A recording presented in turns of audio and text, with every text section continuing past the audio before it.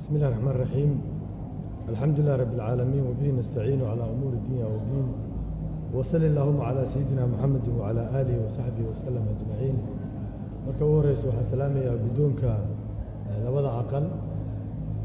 iyo ku-xigeenadooda iyo guddiga doorashada mudanayaasha goobta jooga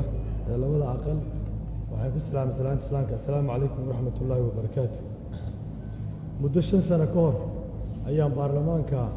golahan cod weydiistay kuma aanan guulaysanin guushii waxay raacday madaxweynaha hadda xilkiisa dhammaaday. markii aanan guulaysan waayey dalka kama aan tegin waan joogay 5 sano bulshada ayaan dhex joogay oo aan ka shaqaynayay inaan isku dayo toosinta dowladda difaacda xuquuqda muwaadinka u hiilinta ama u hadlidda dadka iyo deegaanada dulman wacyigelinta joogta ah u sameeyay bulshada oo aan kala hadlay arrimaha dowladnimada iyo dowlad wanaagga intaba waxaasoo idil waxaa iga soo gaaray dhib aad u fara badan saad la socotaan oo isugu jira dil loo geystay saraakiil ciidan oo ilaaladeeda ahayd dacaayad loo sakhiray kumanaan kun oo qof oo aanay ugu wajahan caburin aan kala kulmay iyo cadaadis xoog leh oo dalka gudihiisa iyo dibaddiisaba la iga saaray oo diblomaasiyaddii iyo xooggii dowladda la ii adeegsaday. waxaa iiga sii horreysaan la socotaan 12 sano oo la yidhahaa cabdiraxmaan cabdishakuur bad ayuu iibsaday. intaasoo dhan waxaan u haystaa inay imtixaan u ahayd oo la tijaabinayey inta uu la egyahay dulqaadkayga, inta uu la egyahay sabarkayga, inta uu la egyahay mowqif inaan ku sugnaado, inta uu la egyahay adkaysigayga ama gegsigayga, inta uu la egyahay inaan ahay hoggaan u qalma dalkan iyo dadkan inuu hoggaamiyo. waxaan rabaa qof kasta oo dhib ii geystay hadduu yahay mid gacan ah ama haddii yahay mid af ah ama hadduu yahay mid qalbi ah intaba inaan iska cafiyo idinkanaan cafis in weydiisto. mudanaan iyo marwooyin sidaa la socotaan dalkeenna 5 sano la soo dhaafay dhibaatooyin badan ayaa ka dhacay.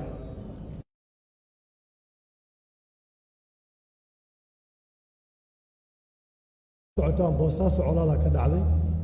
dhuusamareeb colaadaa ka dhacday, beledweyne colaadaa ka dhacday, xamar dagaalaa ka dhacay, gedo waa ka dhacay, baydhabo waa ka dhacay. meel kasta waxaan dhihi karnaa oo caasimad dowlad goboleed ah iyo caasimadda soomaaliyaba ama caasimadaha labaadba oo dowlad goboleedyada dagaallo ayaa ka dhacay. dagaalladaas waxay salka ku hayaan siyaasad, ma aha dagaallo hadda qabiilooyin isdagaaleen, waa dagaallo siyaasad la isku dagaalay. sidaas daraaddeed dalkani wuxuu u baahan yahay marxaladda soo socota hoggaan u istaagi kara dalkaas inuu dib u heshiisiinka dhex abuuro isugu yeera. 5 sano la soo dhaaftay waxaan u taagnayn oo halkudhig noo ahaa oona ku celcelinayna mar walbaba dalkan in lagu wadi karo is-ogol iyo talada guddoonkeeda loogu midaysan yahay. taas ayaana keentay barnaamijka siyaasadeed ee aan soo bandhignay in hor yaalla inuu aasaas u yahay wax la yidhaahdo wadajir oo ah annagoo wada jirna iyo wadatashi, talo wadatashi ku dhisan. labadaas ayaan ka soo dheraandherinay barnaamijkiina hor yaalla isaga ah. saas daraaddeedaan waxaan leenahay annaga oo victim u ahayn rajiimka hadda wakhtigiisa dhammaaday waxaan diyaar u nahay inaan gacan u fidinno cid kasta oo dhib noo geysatay. gacantaasna haddii aadna doorataan oo fursad noo siisaan xildhibaanada labadiinna aqal dadka soomaaliyeed ee kala irdhoobayna inaan ku raadinno gacantaas ayaan diyaar u nahay oo dib u heshiisiin dhab ah aan soomaalida ka samayno ayagoo garowsan haddii annaga aan tanaasulnay ayagana inay tanaasulayaan annagoo garowsan ayaan halkaas rabnaa inaan ka anba qaadno. waxaan rabaa inaan 2 qodob uga noqdo khudbadii aan jeediyey 2016 oo golaha sharaftale aan u jeediyey. labadaas qodob waxay yihiin suurad ku jirta ay suuratul kahfi ku jirtay oo ka hadlaysay dalqarnayn iyo wixii dhex maray qoladii tabaaleysneed oo weydiisatay inuu gacan siiyo oo weliba ayagoo dhahay waxaan ku siinaynaa kharaj adigaan dhaqaale ku siinaynaa. qaaluu waxay inna ya'juuja wama'juuja mufsiduuna fi lardi fahal najcalu laka kharjan calaa an tajcala baynana wa baynahum saddan ay dhaheen. dhaqaale aan ku siino oo kharash aan ku siino annaga iyo qoomkan ya'juuj iyo ma'juuj la yidhaahdo teed noo kala dhexdhisay ku yidhaahdeen. asagana wuxuu ugu jawaabay qaala maa makannii fiihi rabbii khayr faaciinuunii biquwa waxa ilaahay imakaniya iga khayr badane awood igu kaalmayo dhahay awoodda waxa haystay ayagay ahaayeen xataa idaa saawaa bayna sadafayni qaalan fuqu markuu labadiisa isku soo dhoweeyey ayagoo yidhi afuufa aatuunii zubar alxadiid oo dhaha markii hore zubarka xadiidka ay haysataan ii keena waxa awooddooda iyo zubarka xadiidka iyo waxa dhan la isticmaalaya ayagay ahaayeen taasoo macnaheedu yahay dalkan soomaaliyeed khayraada ku jira bashar awood lahaa joogo soomaali la yidhaahdo oo dowlad la'aan wax kasta ayaga samaystay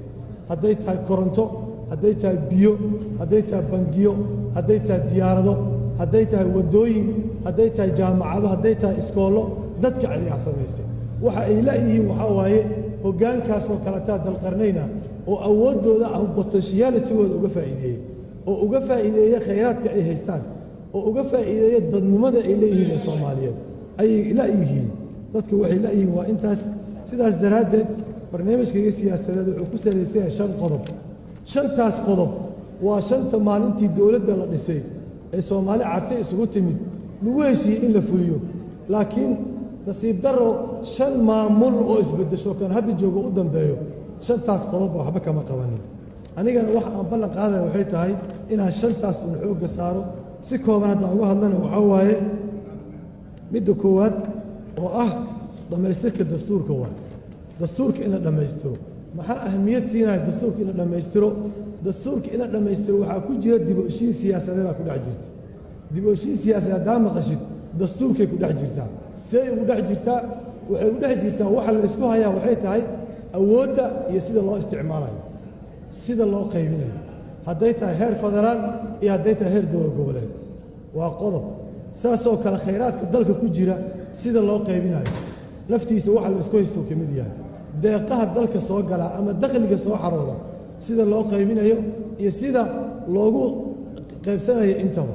loolanka siyaasadeed ee siyaasadda lagu barantamayo sida xanafta looga ilaalinayo oo mid madaniya looga dhigayo waxaasoo idin waxaa waaye dastuurkay aasaas u yihiin asagay ku jiraan haddaan marka qodobadaas laga hadal dastuurka lagu dhammaystirin ma dhacayso dib u heshiin siyaasadeed sida hadda aan sheegay min boosaaso ilaa iyo geda la isku dagaalsan yahay iyo dagaalka u taagnaa doonaa sababtoo ah dagaalkaas waa dagaal siyaasadeed waa inaan ogaanaa ma aha dagaal daaqsin iyo dagaal xadeed iyo dagaal beeleed maaha waa dagaal siyaasadeed dastuurkii marka 5tii maamuleena soo dhaaftay dastuurkii ma aysan dhammaystirin dastuurku wuxuu u baahan yahay in la dhammaystiro go'aan dhiirasho la u baahan yahay wuxuuna u baahan yahay hoggaanka dalka inuu political will wax la yidhaahdo uu hoggaansan ama rabitaan siyaasadeed xaggiisa oo ka yimaado qodobka labaad waa doorasho qof iyo coda doorashada aan maalin kasta qabanno oo 5tii maamul ee la soo dhaaf ay qabanayeen waxay ahayd doorasho marna odayga wax soo qorayo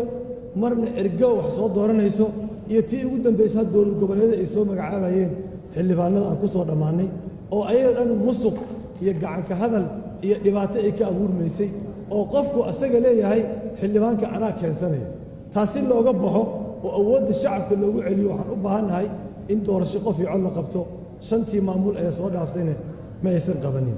midda saddexaad waa dhismaha ciidan qaran marka aan leenahay waa ciidan soomaali u dhan tahay gobolladeeda iyo qabaa'isheeda ay u dhan tahay waa ciidan siyaasadda ka madax bannaan oo dastuurkii sharciga ilaalinayo ma aha keliya dareeskiisa inuu qurxan yahay mishaarna inuu qaato maaha waa ciidan xeryo ciidan ku jiro waaye ee xaafadaha aan ugula noolayn oo jidadka aan taagnayn ciidankaasaa la yidhaahdaa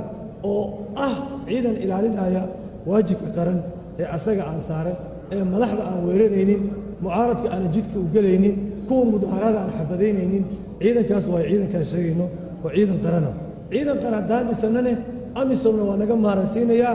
al-shabaabkana wuu naga celinayaa taas waa qodobka saddexaad midka afraad waxaa waaye ka guulgaarista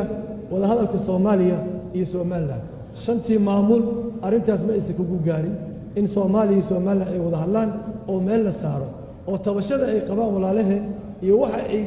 damacsan yihiin oo ay ka damacsan yihiin ayatiinka wadahadalka lagala hadlo ma aysan dhicinin wadahadallo iska shirar ah oo aanan anjado lahayn oo aanan road map lahayn oo milestones aan lahayn oo aanan qorshe meeluu ka bilowda meeluu ku dhimaado lahayn oo ajadayaasha wadahadalka laga wada hadlaya waxay yihiin aan lahayn oo soomaalida dowladda federaalka aysan heshiis ku ahayn sida loola hadlayo somalilan ayaa soo dhacaya midka shanaad waa maqaamka caasimadda gobolka banaadir oo ah in meel la saaro magaalo 3 milyan ku nooshahay oo meeyarkeeda maalin kasta madaxtooyada laga soo magacaabayo oo dakhligeeda iyo canshuurteeda aan loo qaybinaynin service lagu qabanaynin dadkii ay ka imaanaysa ee reer muqdisho waayo qodobka shanaad shantaas qodob oo halbowlo u ah dib u dhiska dowladnimada shantii maamul ee la dhaafay ma aysan qabanin barnaamijkayga si faahfaahsan ayay ugu taallaa ayna ugu qoran tahay inaan wax ugu qaban doono walaalayaal dalkani wuxuu u baahan yahay hoggaan adkaysi iyo dulqaad leh hoggaan karti u leh inuu dadka ka soo horjeeda aqbali karo hoggaan karti u leh inuu dadka inta ka ra'yi duwan xamili karo hoggaan karti u leh inuu baarlamaanka uu ka ra'yi doonaa karo sidaa og tihiin labada aqal ee baarlamaanka dastuurkeenna annaga iyo dowladnimadeenna waxaa asaas u ah baarlamaanka waa barlamentarian ma aha presidential ma aha system oo madax ka noolehe ma aha systemka waa system barlamentariana sidaas daraaddeed sovereigntiga ama waxa siyaadada la yidhahdo madax bannaanida qaran waxay taallaa baarlamaanka ayay taallaa taas ayaana qasab ka dhigaysa in baarlamaanka uu noqdo awoodda ugu sarraysa madax kasta ee timaaday dalka ee soo martay baarlamaanka waa awood tireen waxay ku awood tireen inay guddoomiyaasha baarlamaanka iska beddelaan inay madaxdii la shaqaynayso ra'iisul wasaarayaashan iska beddelaan inay xukun ka tuuraan haddii ra'iisul wasaaraha kale ra'yi duwanaadaan hadday guddoomiyaha baarlamaanka ra'yi duwanaadaan inay xil ka tuuraan saas ayaana instability ama xasilooni darro siyaasadeed oo dalku soo wajahaya wuxuu u baahan yahay dalkani saan sheegay hoggaan dulqaad leh hoggaan aan laga cabsanayn laakiin laga heebaysanayo u baahan yahay wuxuu u baahan yahay hoggaan aan loo guulwadaynaynin laakiin la ixtiraamayo ixtiraamka dadka inaad ka kasbato ayaa la rabaa ee inay kuu durbaan tumaanay kuu guulwadayaan lama rabo hoggaan dulqaad leh hoggaan dhimrin leh hoggaan turis leh hoggaan tawaaduc leh tawaaduc ereyga ugu muhiimsan waaye tawaaduca muxuu yahay waa inaa ruuxa liidarka ama hogaamiyaha qaladaadkiisana oo aqbali karo oo garashiyo ka bixi karo tabartiisa iyo nuqaada dacfigiisa ama meelaha uu ku liitan oo garanayo oo cid ka caawisa oo heli karo walaalayaal adduunka aan joogno maanta adduunkii hore maaha waa adduun tartankiisa oo batay tartankiisa oo xoogaystay khudbadii ugu horreysay 16 waxaan ku sheegay inay nagu soo socoto geopolitics ama loodan juqraafi siyaasadeed oo khaliijka nooga imaanayo sanad markay dowladdu joogtay mushkiladaas way qabsatay khudbadii baarlamaanka uga digay midka hadda ka digaya waxay tahay loolanka geopoliticska ee adduunka markaa nooga imaanayo mad khaliijka keliya maaha ee siraaca ama loolanka u dhexeeyo shiinaha iyo maraykanka nooga imaanayo oo uga nooga imaanayo yurub oo isku dhinaca iyo maraykan iyo shiina nooga imaanayo bariga afrika ama geeska afrika waa ogtihiin qolo kasta waxay u soo magacaabatay ergey gaar ah shiina hadday tahay maraykan hadday tahay yurub hadday tahay waa area ama waa gobol maslaxad weyn laga leeyahay haddaan marka gara karin sidaan u maaraynayno arrintaas ama hoggaan aan gara karin oo yimaado oo keliya ah inuu un xilka la qabto keliya loo imaanin ee fahamkaas loo yimaado waxay u baahan taas arrinta iyada ah inaan ka digtoonaano waxaan u baahannahay adduunka hadda waxaa yaraanaya dhaqaalihiisii si uu covid-19 u dhacay waxaa yaraanaysa ahmiyada la siinaayo waddamada soomaaliya oo kaleeta aad u yaraanaysa xagga dhaqaalaha markii la yidhaahdo haddaan lehelin marka hoggaan la jaan qaadi kara adduunkan cusub oo waxaan ay yidhahdaan clarity of vision leh oo aan articulate garay karin issueyada dalka leeyahay oo aanan formulate garay karin institutionka democratiska oo ay ku xiran tahay dayn cafintii wixii la mid ah haddii aan la helin dalkani halis ayuu ku jiraa sidaas daraaddeeda waxaan u baahannahay in aan arrintaas iyada ah aan guntiga isaga dhibno oo aan samayno dadaal fara badan aan samayno meesha ugu dambayso aan uga baxayo waxay tahay waxaan u baahannahay in doorashadii soo dhacday waan ogahay xildhibaano badan oo halkaan fadhiya oo labada aqal ee baarlamaanka ku jira qaabka ay ku imaadeen dhammaanteen waan is ognahay waxay ku imaadeen duruufo oo ayaga raalli ka ahayna lagu soo saaray sidaas daraaddeed markay codka dhiibayaan waxay fiirinayaan duruuftii ay ku soo baxeen iyo damiirkooda labadaasaa loolan ku jira duruuftii aa ku soo baxday iyo damiirkaada aa ku codaynaysid labadaas loolan ayaa ku jira haddii qof abaal kugu leeyahay abaalka qarankaa ka weyn annagoo og in xildhibaanada la soo magacaabay oo dad soo magacaabeen oo aysan tartan ku imaanin oo ay dad tartamaya hadda jeeba ku wataan xildhibaano ay soo magacaabeen ayaan oggolaannay inaan tartanno taas inaa ogaatiin waayo waxaan u oggolaannana waxay tahay danta soomaaliyeeda saas ku jirtaan garowsannay sidaas daraaddeed damiirkiinna iyo duruuftiinna waxaan rajaynaynaa inay damiirkiinna ka xoog bato duruufta aad ku soo baxdeen oo dalka aad ugu hiilisaan hoggaan daacad ah oo dulqaad leh inaad u doorataan waa mahadsantihiin wasalaamu calaykum waraxmatullahi